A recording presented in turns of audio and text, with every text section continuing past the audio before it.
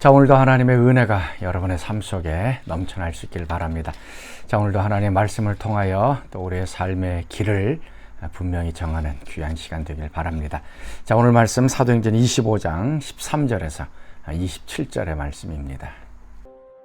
수일 후에 아그리빠 왕과 버니게가 베스도에게 문안하러 가이사라에 와서 여러 날을 있더니 베스도가 바울의 일로 왕에게 고하여 이르되, 벨릭스가 한 사람을 구류하여 두었는데 내가 예루살렘에 있을 때 유대인의 대제사장들과 장로들이 그를 고소하여 정죄하기를 청하기에 내가 대답하되, 무릇 피고가 원고들 앞에서 고소사건에 대하여 변명할 기회가 있기 전에 내주는 것은 로마 사람의 법이 아니라 하였노라.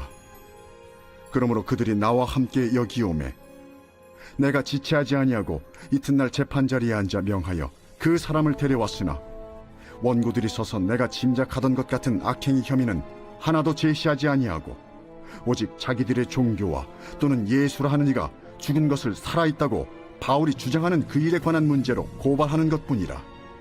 내가 이 일에 대하여 어떻게 심리하는지 몰라서 바울에게 묻되, 예루살렘에 올라가서 이 일의 신문을 받으려느냐 한즉, 바울은 황제의 판결을 받도록 자기를 지켜주기를 호소하므로 내가 그를 가이사에게 보내기까지 지켜두라 명하였노라. 아그리빠가 베스도에게 이르되, 나도 이 사람의 말을 듣고자 하노라. 내일 들으시리이다.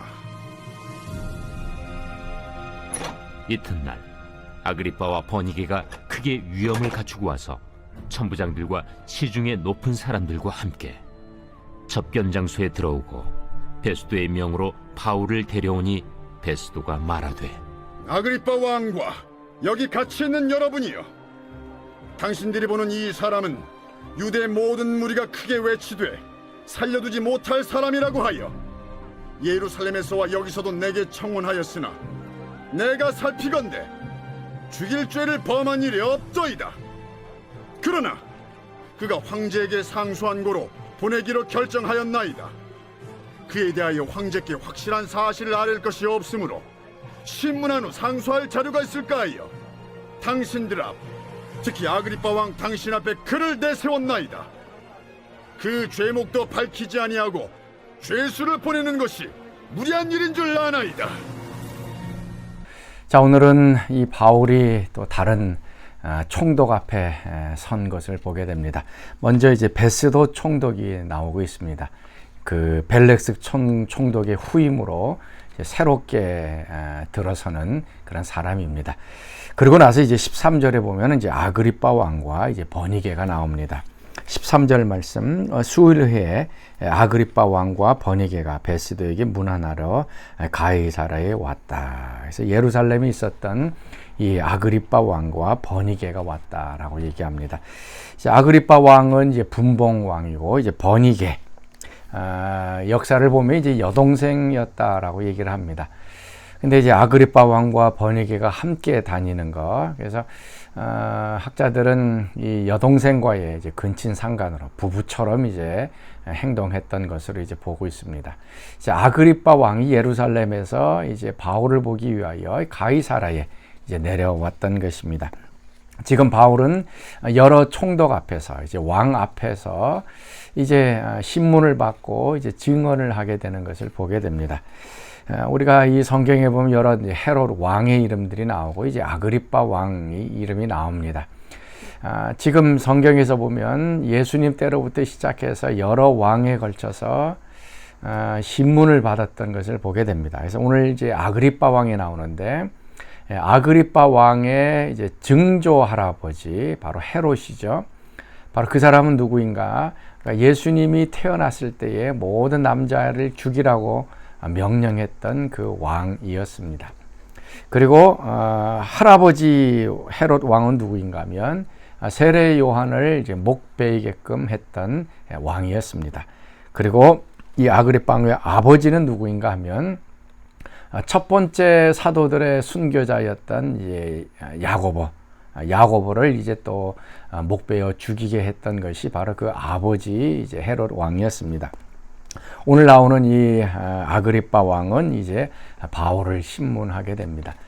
그러니까 지금 예수님으로부터 시작해서 이제 제자들, 또 사도 바울, 또 세례 요한 모두 다 이제 왕 앞에서 또 왕에 의하여 이제 목숨을 잃었던 사람들입니다. 바울은 다메섹 도상에서 예수님을 만났을 때에 이미 여러 왕들 앞에서 증언할 것에 대해서 이야기하고 있습니다. 그래서 사도행전 9장 15절에 보면 내 이름을 이방인과 임금들과 또 이스라엘 자손들에게 전하기 위하여 바울을 선택했다라고 얘기합니다. 그래서 바울은 임금들 앞에 서서 이제 예수님을 증언하는 그런 일을 하게 되어집니다. 그 벨릭스 총독도 그렇고 베스도 총독도 그렇고 지금 아그리빠 왕도 그렇고 25절에 보면 바울을 신문하면서 그 죄를 발견하지 못하게 됩니다. 25절 내가 살피건대 죽일 죄를 범한 일이 없더이다. 그러나 그가 황제에게 상소한 고로 보내기로 결정하였나이다.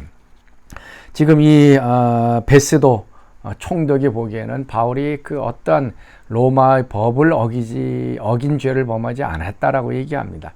그리고 유대인의 그 종교와 예수님의 부활에 대해서 얘기하는 종교적인 것이었기 때문에 풀어줄 수가 있었습니다. 그런데 바울이 내가 가이사 로마 황제에게 이 신문을 재판을 받겠다라고 이야기를 했기 때문에 어쩔 수 없이 바울을 이제 로마로 보내겠다라고 말하고 있는 것입니다. 결국 하나님의 말씀대로 이제 바울은 로마까지 가서 황제 앞에 가이사 앞에서 이제 재판을 받게 되는 이제 하나님의 말씀이 이제 이루어지게 되어집니다. 자, 오늘 말씀 보면 여러 왕들 앞에서 총독들 앞에서 이제 신문을 이제 받게 되는 것을 보게 됩니다. 오늘 우리도 여러 사람들 앞에서 예수님을 증언할 그런 기회가 있을 것입니다. 어떠한 사람이든 신분에 상관없이 그 사람들이 낮은 신분이든 높은 왕이 됐든 그들 앞에서 예수님을 담대하게 증언할 수 있는 그런 믿음의 하루가 될 수 있기를 바랍니다. 우리 같이 기도하겠습니다. 하나님, 오늘도 저희들이 어떠한 곳에 있든지 누구를 만나든지 예수님을 또 구주로 또 고백하고 또 증언하는 그런 복된 하루 되게 하여 주옵소서. 이제는 우리 주 예수 그리스도의 은혜와 하나님의 그 크신 사랑하심과 성령의 교통과 기름 부으심이 사랑하는 성도들 가운데 늘 항상 함께 하시기를 간절히 축원하옵나이다. 아멘.